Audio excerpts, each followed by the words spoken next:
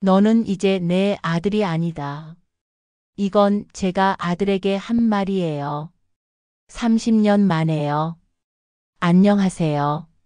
제 이름은 정희예요. 올해 60살이에요.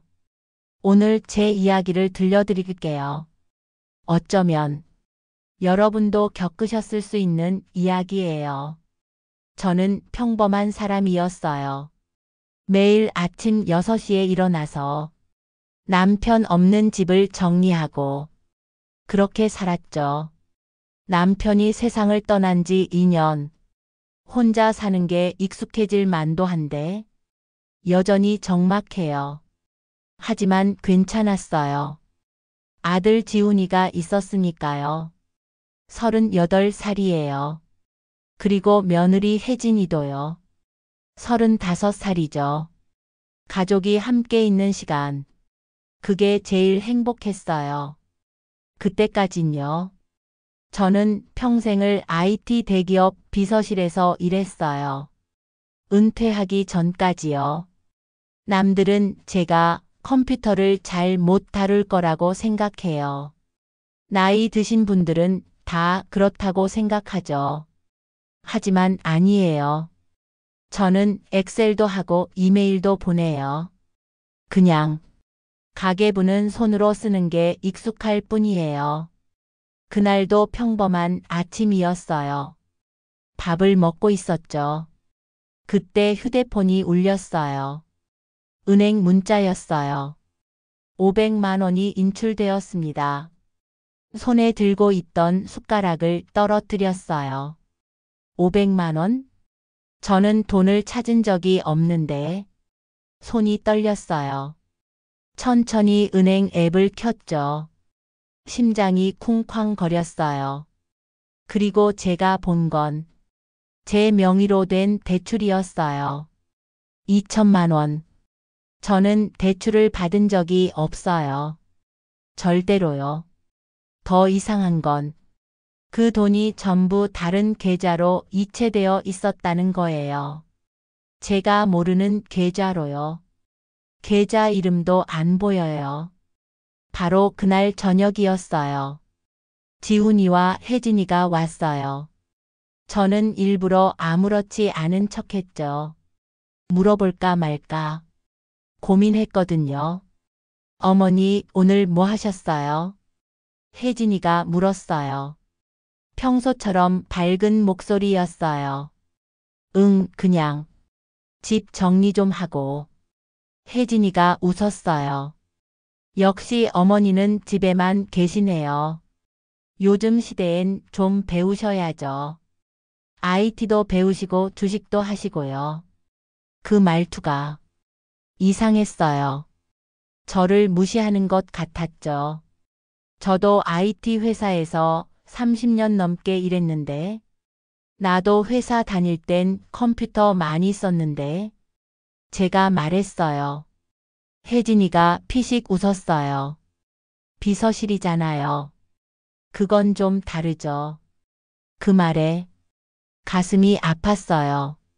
저녁을 먹고 있을 때였어요. 혜진이가 제 책상 쪽으로 갔어요. 그리고 낡은 공책을 집어 들었어요. 제 가계부였어요. 어머니, 이게 뭐예요? 혜진이가 물었어요. 가계부야. 내가 쓰는 거. 아직도 이런 거 쓰세요? 요즘은 다 앱으로 하는데. 진짜 구식이네요. 혜진이가 가계부를 펼쳤어요. 그리고 갑자기 찢었어요. 한 페이지를요. 이거 낡았네요. 버려야겠어요. 제 심장이 멈추는 것 같았어요. 그 페이지는 지훈이의 고등학교 학비 기록이었거든요. 입학금 300만 원, 학원비 매달 50만 원, 수학 여행비 80만 원. 제가 얼마나 힘들게 모았는지, 새벽 5시에 일어나서 일했는지, 점심을 굶으면서 아꼈는지, 모든 게 적혀 있는 페이지였어요. 혜진아, 그거 제가 말하려는데 혜진이가 그냥 구겨서 버렸어요. 휴지통이에요. 저는 아무 말도 못했어요. 지훈이를 봤어요. 제 아들을요. 하지만 지훈이는 아무 말도 하지 않았어요. 그냥 고개를 숙이고 밥만 먹고 있었죠. 그날 밤, 지훈이와 혜진이가 돌아간 후였어요. 저는 휴지통을 뒤졌어요. 찢어진 그 종이를 찾았죠. 구겨져 있었어요. 손이 떨렸어요.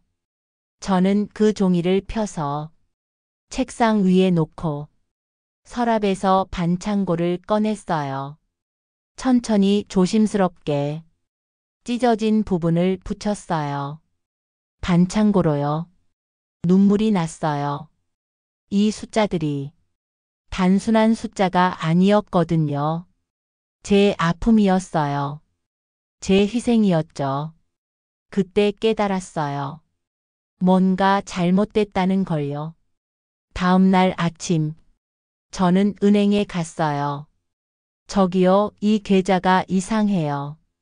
직원에게 말했어요. 제가 만든 게 아닌데요. 직원이 화면을 봤어요. 본인 확인이 되어 있는데요. 신분증 사본도 있고요. 하지만 저는 만든 적이 없어요. 직원이 서류를 보여줬어요. 거기에는 제 서명이 있었어요. 아니, 제 서명처럼 보이는 뭔가가요. 이게 제 서명이 맞나요? 저는 제 서명을 확인했어요.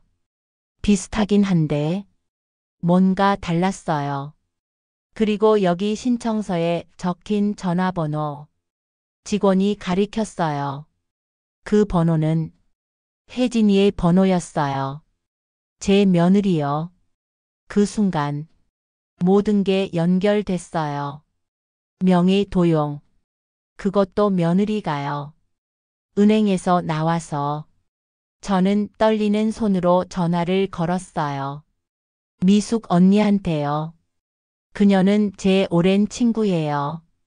대학 때부터 알았죠. 변호사였어요. 지금은 은퇴했지만요. 여보세요, 언니? 정희야, 무슨 일이야? 제 목소리가 떨렸나 봐요. 미숙 언니가 바로 알아챘어요. 언니 나 도와줘. 만날 수 있어? 그래, 당장 와. 사무실로. 미숙 언니의 사무실은 조용했어요. 책장 가득한 법률 서적들. 오래된 나무 책상. 그 앞에 앉으니까 왠지 안심이 됐어요. 무슨 일인데? 미숙 언니가 물었어요. 저는 천천히 말했어요. 은행 계좌 이야기, 명예 도용 이야기, 혜진이 이야기, 그리고 지훈이가 아무 말도 안 했다는 이야기까지요. 미숙 언니는 조용히 듣고 있었어요. 표정이 점점 굳어지더니 정희야. 그녀가 한숨을 쉬었어요. 이거 심각해. 명예 도용은 범죄야. 먼저 증거를 모아야 해. 미숙 언니가 말했어요. 감정적으로 대응하면 안 돼. 냉정하게 하나하나 확보해야 해. 그녀가 메모지를 꺼냈어요. 은행 거래 내역, 대출 서류, 신청서, 문자 기록. 다 저장해. 그리고 혜진이 이메일도 확인해 볼 필요가 있어. 이메일? 그걸 어떻게? 미숙 언니가 낡은 노트북을 꺼냈어요. 요즘은 다 디지털로 남아. 삭제해도 복구할 수 있어. 저는 놀랐어요. 미숙 언니가 키보드를 두드렸어요. 혜진이 이메일 주소 알아? 응, 알아. 명함에 있어. 제가 핸드백에서 명함을 꺼냈어요. 미숙 언니가 화면을 보더니 눈빛이 변했어요. 정희야, 이거 봐. 화면에는 혜진이가 주고받은 이메일들이 있었어요. 제목이 보였어요. 투자 유치권, 시어머니 명의 대출 진행, 계좌 개설 완료. 제 손이 떨렸어요. 이게 뭐야? 미숙 언니가 이메일을 하나 열었어요. 거기에는 이렇게 적혀 있었어요. 시어머니는 IT를 잘 모르시니까 들키지 않을 거예요. 걱정 마세요. 제 가슴이 무너졌어요. 혜진이는 처음부터 계획한 거였어요. 저를 이용할 계획을요. 미숙 언니가 계속 파일을 열었어요. 그 중에 하나가 눈에 띄었어요. 투자 유치 자료라는 파일이었어요. 그 안에는 여러 계좌 번호들이 있었어요. 그 중 하나가 보였어요. 해외 계좌. 미숙 언니가 그 계좌를 확대했어요. 이거 지훈이 이름이네. 제 심장이 쿵 내려앉았어요. 지훈이도? 제 아들도 연루된 거예요. 미숙 언니가 더 자세히 봤어요. 잠깐 이 계좌 비밀번호. 그녀가 화면을 가리켰어요. 비밀번호 힌트가 적혀 있었어요. 엄마 생일. 저는 말이 안 나왔어요. 지훈이는 제 생일을 비밀번호로 해놓고 해외 계좌를 만들었어요. 도대체 왜요? 그날 밤이었어요. 지훈이한테서 전화가 왔어요. 엄마. 응, 지훈아. 제 목소리가 떨렸어요. 엄마 혹시 어제 은행 가셨어요? 지훈이가 물었어요. 어떻게 알았을까요? 응, 갔다 왔어. 무슨 일로요? 지훈이의 목소리가 불안해 보였어요. 그냥 계좌 확인하러. 아, 그러셨구나. 잠시 침묵이 흘렀어요. 그리고 지훈이가 말했어요. 엄마 혹시 아버지한테 미안하지 않으세요? 뭐? 아버지 통장에도 비밀번호가 엄마 생일이었잖아요. 그런데 엄마는 지훈이가 말을 멈췄어요. 엄마는 아버지가 돌아가시고도 그 돈을 혼자 쓰시잖아요. 제가 뭘 잘못했다는 걸까요? 남편이 저한테 남긴 돈을 쓰는 게 잘못인가요? 지훈아, 그게 무슨 아무것도 아니에요, 엄마. 그냥 그런 생각이 들어서요. 전화가 끊어졌어요. 저는 한참을 그 자리에 서 있었어요. 무슨 뜻이었을까요? 며칠 후 다시 미숙 언니를 만났어요. 그녀의 사무실에서요. 언니 나 이거 계속해야 할까? 저는 솔직하게 물었어요. 증거를 모으고 아들을 의심하고 이게 맞는 걸까? 미숙 언니는 한참을 저를 봤어요. 그리고 서랍을 열었어요. 거기서 낡은 서류 하나를 꺼냈어요. 이혼 서류였어요. 반으로 접혀 있었어요. 이게 뭐예요, 언니?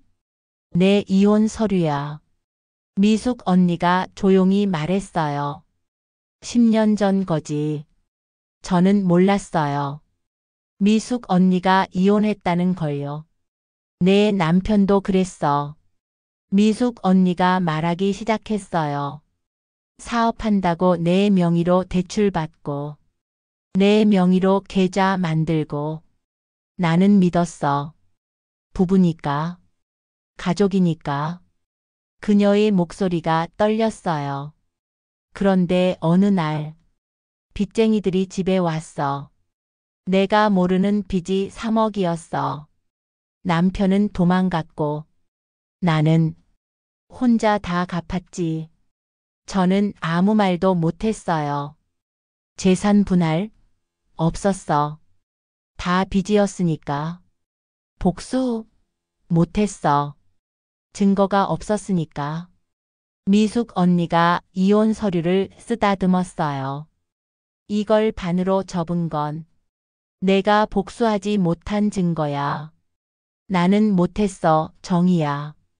그녀가 저를 똑바로 봤어요. 하지만 너는 할 수 있어. 언니, 제 목소리가 떨렸어요. 내가 복수하면 나는 괴물이 되는 거 아닐까? 미숙 언니가 고개를 저었어요. 아니야. 너는 내 권리를 찾는 거야. 그들이 훔쳐간 걸 되찾는 거지. 나는 못했지만 네가 해야 해. 미숙 언니의 눈빛이 강렬해졌어요. 그게 내 한을 풀어주는 거야. 내가 짐승이 되더라도. 그 말이 제 마음을 흔들었어요. 저는 집으로 돌아왔어요. 밤새 잠을 못 잤어요. 계속 생각했어요. 제가 뭘 해야 하는지. 새벽 5시. 저는 책상 앞에 앉았어요. 서랍에서 찢어진 가계부를 꺼냈어요. 반창고로 붙인 그 페이지를요. 손으로 쓰다듬었어요. 이 숫자들이요. 그리고 결심했어요. 더 이상 당하지 않겠다고요. 제 30년을 되찾겠다고요. 그날부터 저는 달라졌어요. 매일 아침 은행 거래 내역을 확인했어요. 혜진이의 SNS를 봤어요. 지훈이의 전화 기록을 확인했어요. 미숙 언니가 도와줬어요. 이거 봐, 정희야.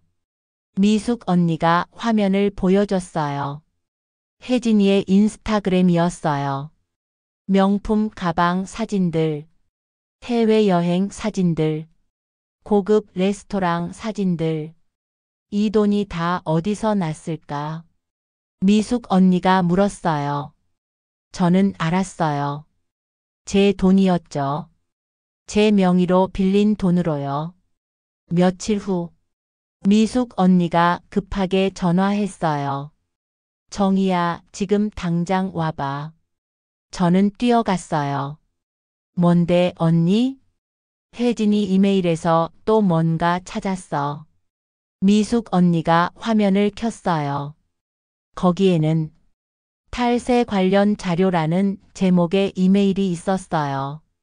이거 혜진이가 회사 돈을 빼돌린 거야. 미숙 언니가 설명했어요. 투자금으로 받은 돈을 개인 계좌로 빼돌렸어.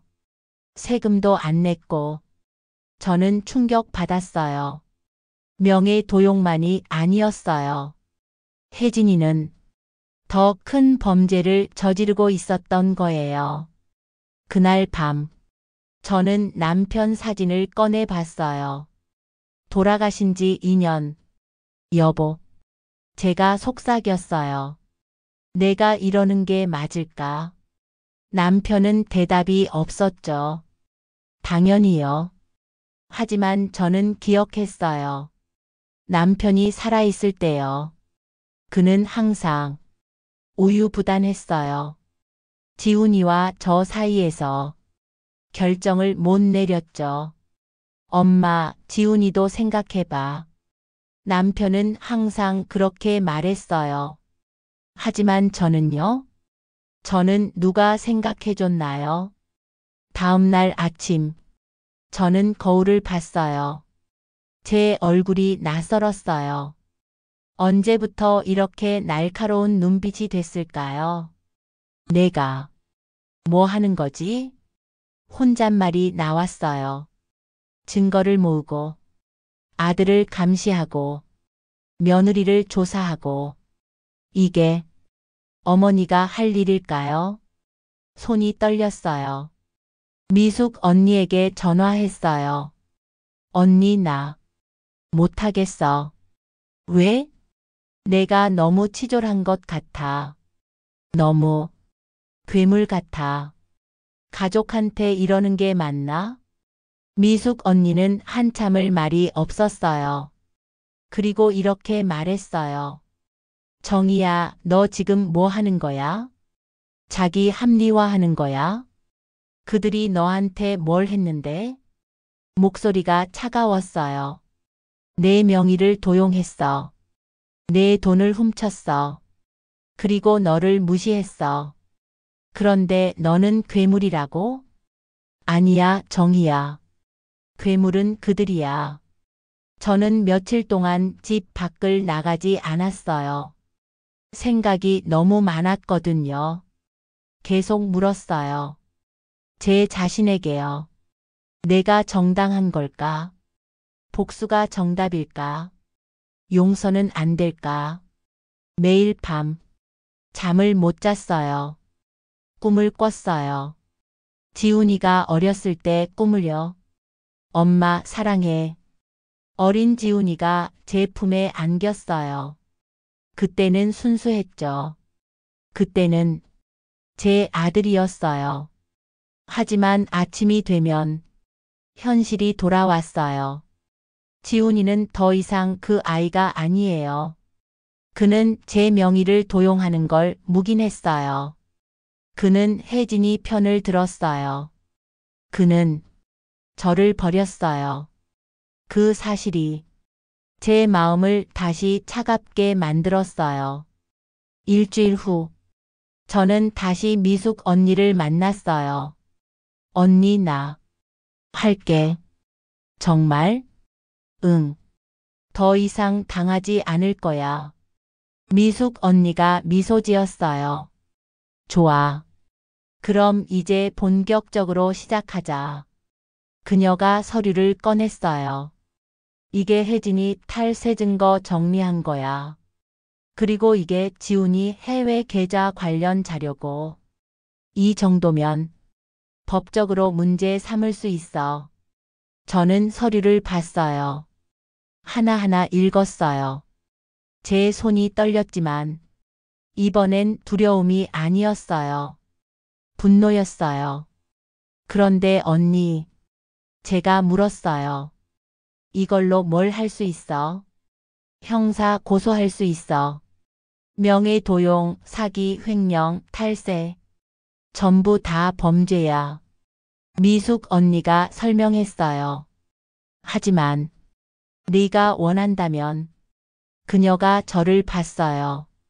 더 강력한 방법도 있어. 뭔데? 사회적으로 매장하는 거야. 미숙 언니의 눈빛이 날카로워졌어요. 혜진이 투자 유치 발표회가 다음 달에 있어. 거기서 폭로하는 거야. 투자자들 앞에서. 제 심장이 빨라졌어요. 그럼 혜진이는 사업은 끝나겠지. 사회적으로도 끝나고. 그리고 지훈이도 연루되어 있으니까. 마찬가지야. 저는 잠시 생각했어요. 그게 제가 원하는 걸까요? 그날 밤, 저는 혼자 결정했어요. 법적 고소는 나중에 할 수 있어요. 하지만 사회적 폭로는 한 번뿐이에요. 그리고 그게 더 강력할 거예요. 혜진이가 제일 아파할 방법일 거예요. 그녀는 체면을 중시하니까요. SNS에 자랑하는 걸 좋아하니까요. 투자자들 앞에서 망신당하는 건 그녀에게 최악의 시나리오일 거예요. 저는 결심했어요. 복수 매뉴얼을 쓰기 시작했어요. 노트를 펼쳤어요. 그리고 적기 시작했어요. 복수 계획 1단계 증거 완벽 확보 2단계 내부 분열 유도 3단계 발표의 날 폭로 4단계 법적 조치 차근차근 계획을 세웠어요. 감정이 아니라 냉정하게요. 미숙 언니가 말했던 것처럼요. 어느 날 아침 저는 남편의 서재를 정리하고 있었어요. 2년 동안 손도 못 댔던 곳이요. 책장을 정리하다가 금고가 보였어요. 남편의 금고요. 비밀번호를 눌렀어요. 제 생일이었죠. 문이 열렸어요. 안에는 서류들이 있었어요. 보험증서, 통장, 그리고 낡은 봉투 하나. 봉투를 열었어요. 손이 떨렸어요. 안에는 유언장이었어요. 남편의 필체로 쓰여진 거요. 사랑하는 아내 정희에게. 읽기 시작했어요. 내가 이 글을 쓰는 건 미안해서야. 나는 평생 너한테 빚진 사람이야. 너는 날 위해 꿈을 포기했어. 너는 지훈이를 위해 모든 걸 바쳤어. 하지만 나는 너를 지켜주지 못했어. 눈물이 났어요. 유언장은 계속됐어요. 지훈이한테는 미안하지만 내 모든 재산은 너한테 가야 해. 내가 쓴 돈, 내가 희생한 시간. 그 모든 게 내 거야. 지훈이는 이미 충분히 받았어. 학비, 생활비, 결혼 자금. 전부 내 돈이었잖아. 이제는 내가 살아야 해, 정희야. 마지막 줄이 보였어요. 이 유언장은 법적 효력이 있어. 변호사 미숙에게 사본이 있어. 제 심장이 쿵 내려앉았어요. 미숙 언니가 알고 있었어요. 바로 전화했어요. 언니, 남편 유언장 알고 있었어? 응. 미숙 언니가 조용히 대답했어요. 왜 말 안 했어? 내가 준비될 때까지 기다리려고 했어. 지훈이는 알아? 몰라. 남편이 숨겼으니까. 아니, 혜진이가 없앴어. 뭐? 미숙 언니의 목소리가 변했어요. 남편이 돌아가시고 일주일 후 혜진이가 유언장 원본을 가져갔어. 변호사 사무실에서. 그리고 파기했다고 주장했어. 하지만 나는 사본을 갖고 있었지. 저는 말을 잃었어요. 혜진이가 남편의 유언장을 없앴어요. 그럼 지훈이는? 제가 물었어요. 지훈이도 알았을까? 아마도. 미숙 언니가 한숨을 쉬었어요. 혜진이가 혼자 그런 결정을 내릴 리 없어. 지훈이도 동의했을 거야. 그 말이 제 가슴을 찔렀어요. 제 아들이 아버지의 유언을 무시했어요. 저를 위한 유언을요. 그날부터 제 마음이 완전히 바뀌었어요. 더 이상 미안하지 않았어요. 더 이상 망설이지 않았어요. 저는 채권자예요. 지훈이한테 30년을 빌려준 사람이에요. 이제 받아내야 해요. 제 돈을, 제 시간을, 제 희생을요. 전부 다요. 노트를 다시 펼쳤어요. 복수 계획을 수정했어요. 더 구체적으로, 더 냉정하게. 1단계 증거 완벽 확보 완료. 2단계 탈세 증거 일부 흘리기 예정. 3단계 아들 부부 내분 유도 예정. 4단계 발표의 날 전면 폭로 예정. 5단계 유언장 공개 최후의 카드. 완벽했어요. 빈틈이 없었어요. 그날 밤 남편 사진 앞에 앉았어요. 여보, 제가 말했어요. 나 이제 알았어. 당신이 왜 그 유언장을 쓴 건지. 당신도 알고 있었구나. 내가 얼마나 희생했는지. 눈물이 났어요. 고마워, 여보. 이제 나를 위해 살게. 당신이 원했던 것처럼. 다음 날 저는 미숙 언니와 만났어요. 언니 2단계 시작하자. 탈세 증거 흘리기? 응. 미숙 언니가 고개를 끄덕였어요. 어떻게 할 거야? 지훈이 회사 동료한테 흘릴 거야. 익명으로. 미숙 언니가 미소 지었어요. 좋아. 내가 도와줄게. 며칠 후, 제 계획이 작동하기 시작했어요. 지훈이한테서 전화가 왔어요. 엄마. 목소리가 불안해 보였어요. 무슨 일이야, 지훈아? 혜진이가 회사에서 문제가 생겼대요. 무슨 문제? 탈세 의혹이요. 누가 제보했대요. 제 심장이 빨라졌어요. 계획대로예요. 그래? 그럼 어떡하지? 일부러 걱정하는 척했어요. 모르겠어요.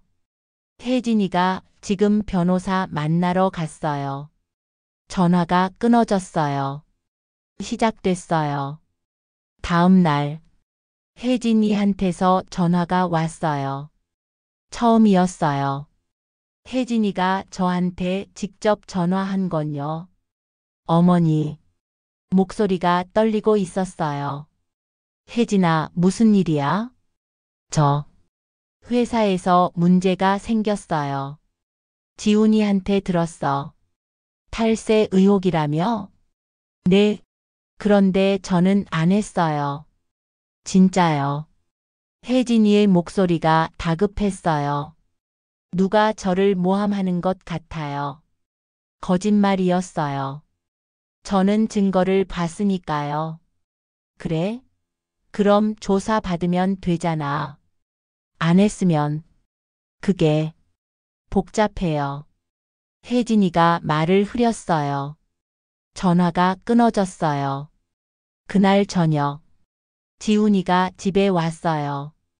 혼자요. 혜진이 없이요. 엄마 혹시. 지훈이가 망설였어요. 혹시 뭔데? 혹시 엄마가 혜진이 일이랑 관련 있어요? 제 심장이 쿵했어요. 하지만 표정은 평온하게 유지했어요.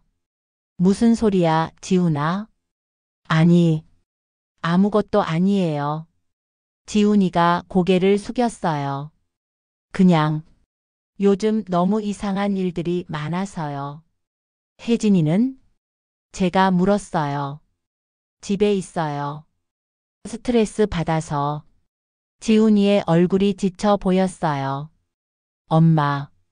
지훈이가 갑자기 말했어요. 혜진이가. 사실은 그가 말을 멈췄어요. 사실은 뭔데? 아무것도 아니에요. 지훈이가 일어섰어요. 저 가볼게요. 그가 나가려는데 저는 물었어요. 지훈아, 너 혹시 뭔가 숨기는 거 있니? 지훈이가 멈춰 섰어요. 돌아보지 않고. 엄마도 뭔가 숨기는 거 있으세요? 그리고 나갔어요. 일주일 후, 제 계획의 다음 단계가 진행됐어요. 세무서에서 혜진이 회사에 대한 정식 조사가 시작됐어요. 그날 밤, 지훈이와 혜진이가 싸우는 소리가 들렸어요. 옆집이 저희 집이거든요. 창문 너머로 소리가 새어 나왔어요. 당신이 그때 사기성 투자만 안 했어도 이 지경은 안 됐어. 지훈이의 목소리였어요. 뭐? 사기성 투자? 당신이 돈을 못 벌어서 제가 어쩔 수 없이 한 거잖아. 혜진이의 목소리였어요. 내가 돈을 못 벌어? 당신이 명품만 안 샀어도. 명품? 그게 지금 문제야? 당신 도박은 어떻고? 도박? 제 귀가 번쩍 뜨였어요. 지훈이가 도박을 했어요. 당신 해외 계좌 있잖아. 그거 뭐 하려고 만든 거야? 혜진이가 소리쳤어요. 그건 엄마 생일을 비밀번호로 해놓고 양심이 있어? 당신이 엄마 명의로 대출 받은 건 어떻고? 그건 당신도 동의했잖아. 나는 몰랐어. 당신이 그냥 계좌 하나 만든다고 해서. 둘은 계속 싸웠어요. 서로에게 책임을 전가하면서요. 저는 조용히 듣고 있었어요. 제 계획대로예요. 다음 날 혜진이한테서 또 전화가 왔어요. 어머니, 저 지훈 오빠랑 헤어질 것 같아요. 뭐? 일부러 놀란 척했어요. 오빠가 저한테 모든 걸 떠넘기려고 해요. 탈세도 명예도용도 전부 제 탓이래요. 혜진이가 울먹였어요. 하지만 오빠도 알고 있었어요. 전부 다요. 그래? 네, 어머니. 오빠도 똑같아요. 전화를 끊고 저는 미소 지었어요. 완벽했어요. 둘은 이제 서로를 믿지 못해요. 그날 저녁 지훈이가 왔어요. 얼굴이 창백했어요. 엄마. 응, 지훈아. 엄마. 저 어떡하면 좋아요? 지훈이가 무릎을 꿇었어요. 제 앞에서요. 혜진이가 저한테 모든 걸 덮어씌우려고 해요. 하지만 저도 억울해요. 저는 그냥 지훈이가 울기 시작했어요. 제 아들이요. 하지만 저는 마음이 움직이지 않았어요. 지훈아. 제가 차갑게 말했어요. 네가 억울하다고? 네. 너는 내 명의로 계좌 만드는 거 알고 있었잖아. 그건 너는 내 아버지 유언장을 숨겼잖아. 지훈이의 얼굴이 굳었어요. 그거 엄마가 어떻게? 나도 알 건 다 알아. 제가 일어섰어요. 이제 네가 선택해. 혜진이를 믿을 거야, 나를 믿을 거야? 지훈이는 대답하지 못했어요. 저는 방으로 들어갔어요. 문을 닫았어요. 일주일 후 혜진이의 투자 유치 발표의 날짜가 잡혔어요. 다음 달 15일 토요일 오후 2시 강남의 한 호텔에서요. 저는 그날을 기다렸어요. 복수의 날을요. 미숙 언니가 전화했어요. 정희야, 초대장 구했어. 진짜? 응. 투자자 명단에 내 이름 넣었어. 가명으로. 고마워, 언니. 준비는 다 됐어? 미숙 언니가 물었어요. 응. 증거 전부 USB에 담았어. 가계부도 가져갈 거야. 찢어진 그 페이지. 좋아. 그럼 그날 보자.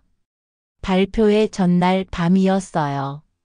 저는 잠을 못 잤어요. 긴장돼서가 아니라 기대돼서요. 내일이면 모든 게 끝나요. 30년의 희생이, 2년의 고통이 전부 끝나요. 옷장을 열었어요. 검은색 정장을 꺼냈어요. 남편 장례식 때 입었던 거요. 다림질을 했어요. 가계부를 챙겼어요. USB를 챙겼어요. 유언장 사본도 챙겼어요. 모든 준비가 끝났어요. 아침이 밝았어요.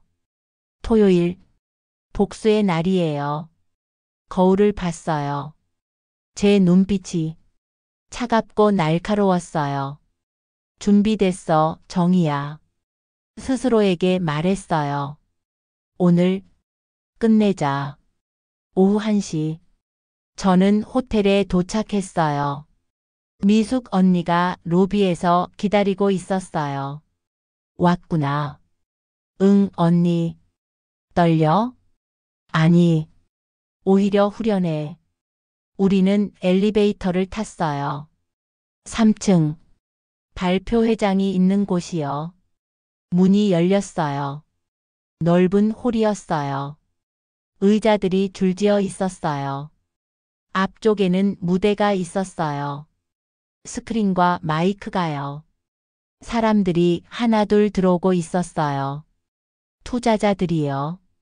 정장을 입은 사람들, 노트북을 든 사람들. 저는 뒤쪽 자리에 앉았어요. 미숙 언니 옆에요. 오후 2시. 발표회가 시작됐어요. 혜진이가 무대에 올라왔어요. 화려한 드레스를 입고 자신감 넘치는 표정으로요. 안녕하세요, 여러분. 혜진이가 마이크를 잡았어요. 오늘 여러분께 저희 회사의 새로운 비전을 소개하겠습니다. 스크린에 자료가 나왔어요. 투자 계획서, 예상 수익률, 사업 전망. 모두 거짓이었어요. 제가 아니까요. 저는 조용히 일어섰어요. 가방에서 USB를 꺼냈어요. 미숙 언니가 제 손을 잡았어요. 정희야. 응? 후회 안 해? 아니. 저는 미소 지었어요. 이게 내가 선택한 거야. 미숙 언니가 고개를 끄덕였어요. 그럼 가. 저는 천천히 앞으로 걸어갔어요. 혜진이를 향해서요. 사람들의 시선이 저한테 쏠렸어요. 혜진이도 저를 봤어요. 얼굴이 하얗게 변했어요. 어머니? 혜진이가 당황했어요. 왜? 여기. 저는 무대 옆 계단을 올라갔어요. 무대 위로요. 진행자가 당황해서 다가왔어요. 저기 손님. 여기는. 잠깐만요. 제가 말했어요. 제가 할 말이 있어요. 저는 혜진이한테서 마이크를 빼앗았어요. 그녀는 저항하지 못했어요. 여러분, 제가 관객석을 봤어요. 수십 명의 투자자들이 저를 보고 있었어요. 제 이름은 정희예요. 저 무대 위 여자의. 잠시 숨을 쉬었어요. 시어머니입니다. 웅성거리는 소리가 들렸어요. 오늘 여러분께 진실을 말씀드리겠습니다. 저는 가방에서 USB를 꺼냈어요. 진행자에게 줬어요. 이걸 스크린에 띄워주세요. 하지만 제발요. 저는 간절히 부탁했어요. 진행자가 망설이다가 USB를 받았어요. 스크린이 바뀌었어요. 화면에 혜진이의 이메일이 나타났어요. 시어머니 명의 대출 진행. 시어머니는 IT를 잘 모르시니까 들키지 않을 거예요. 관객들이 술렁였어요. 이건 저희 며느리가 보낸 이메일이에요. 제 명의를 도용해서 대출을 받았다는 증거죠. 혜진이가 소리쳤어요. 어머니, 지금 뭐 하시는 거예요? 진실을 말하는 거야. 저는 차갑게 대답했어요. 화면이 또 바뀌었어요. 혜진이의 계좌 내역이 나왔어요. 그리고 이건 횡령 증거입니다. 투자금으로 받은 돈을 개인 계좌로 빼돌렸어요. 세금도 내지 않았고요. 관객들이 웅성거렸어요. 누군가 자리에서 일어났어요. 이게 사실입니까? 투자자가 혜진이에게 물었어요. 혜진이는 대답하지 못했어요. 얼굴이 새하얗게 질려 있었어요. 그리고 저는 계속 말했어요. 제 아들 지훈이의 이야기도 있습니다. 뒤쪽에서 누군가 일어섰어요. 지훈이었어요. 엄마, 그만하세요. 왜? 진실이 두려워? 저는 그를 봤어요. 화면이 바뀌었어요. 지훈이의 해외 계좌 정보가 나왔어요. 제 아들은 도박 빚을 갚으려고 해외 계좌를 만들었어요. 비밀번호는 제 생일이었죠. 당신이 비밀번호를 엄마 생일로 해놓고 도박을 했더군요. 제가 지훈이를 똑바로 봤어요. 마지막 양심입니까? 지훈이가 무대로 올라왔어요. 엄마, 제발.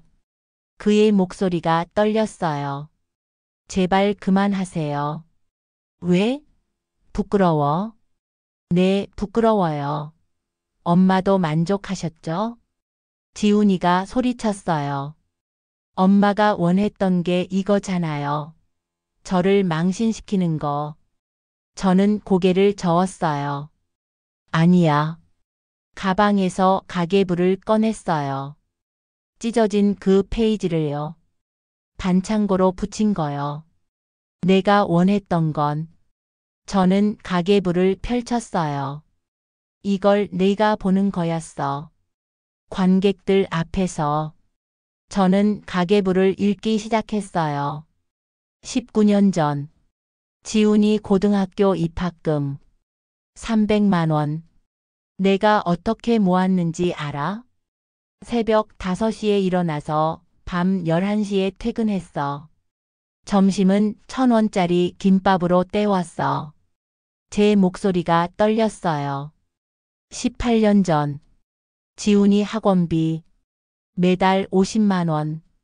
내가 입던 옷을 또 입었어. 3년 동안 헤어샵도 안 갔어. 스스로 잘났지. 눈물이 났어요.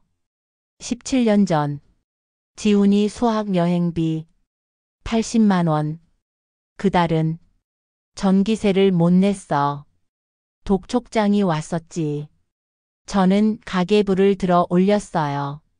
모두에게 보이도록. 이게 30년이야. 이 숫자 하나하나가 내 아픔이야. 내 희생이야.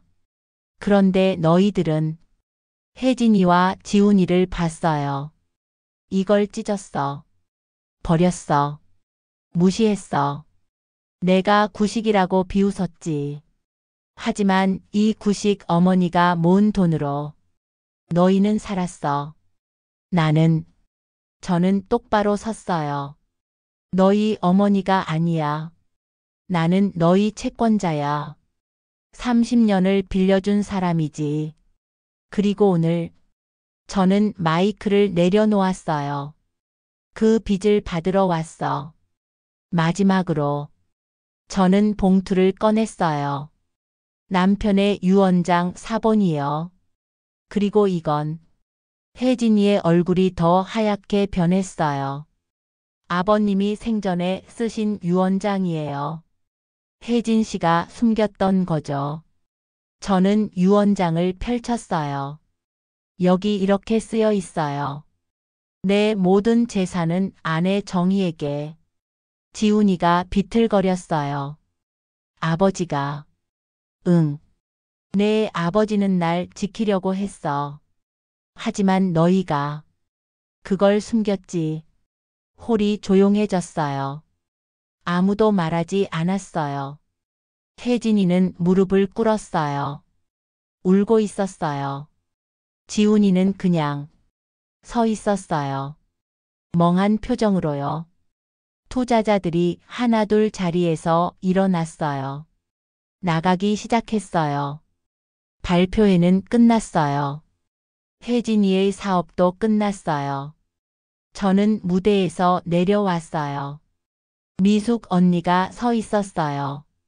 그녀의 눈에 눈물이 고여 있었어요. 잘했어, 정희야. 고마워, 언니. 미숙 언니가 주머니에서 뭔가를 꺼냈어요. 반으로 접힌 이혼 서류였어요. 그녀가 그걸 찢었어요. 천천히요. 나도 이제 끝냈어. 우리는 서로를 안았어요. 발표회가 끝나고 일주일이 지났어요.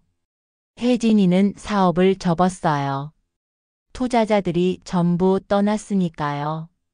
탈세 조사도 본격적으로 시작됐어요.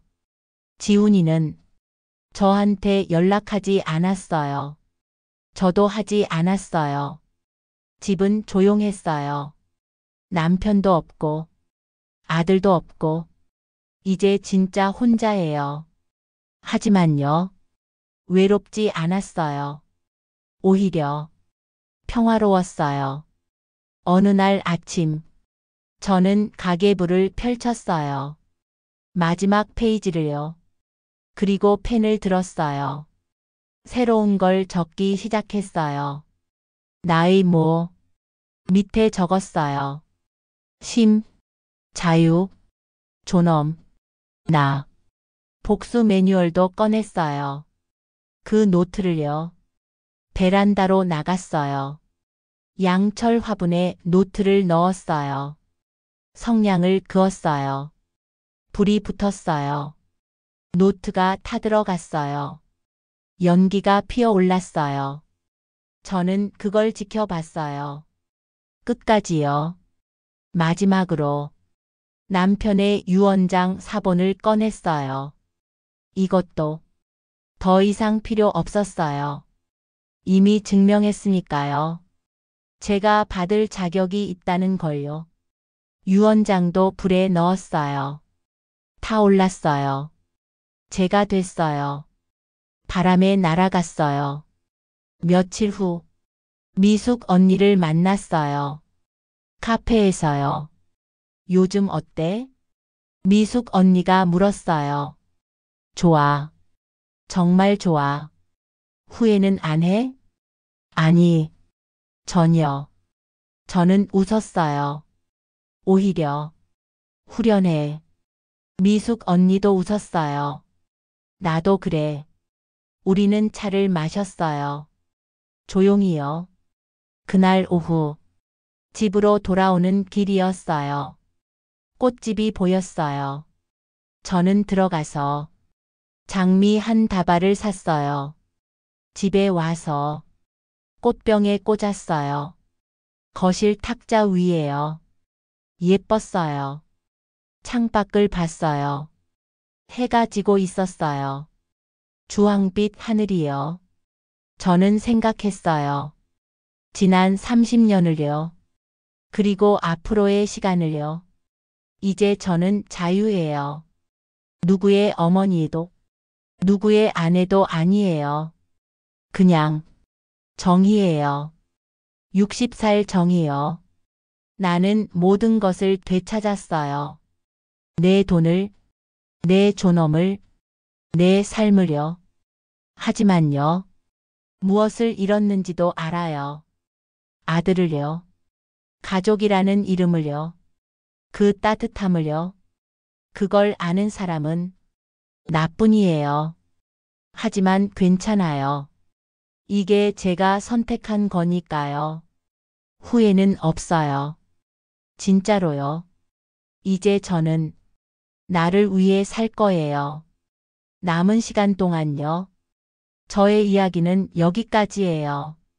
들어주셔서 고마워요. 여러분도 여러분의 가치를 지키며 사시길 바라요. 누구도 여러분의 희생을 당연하게 여겨선 안 돼요. 안녕히 계세요.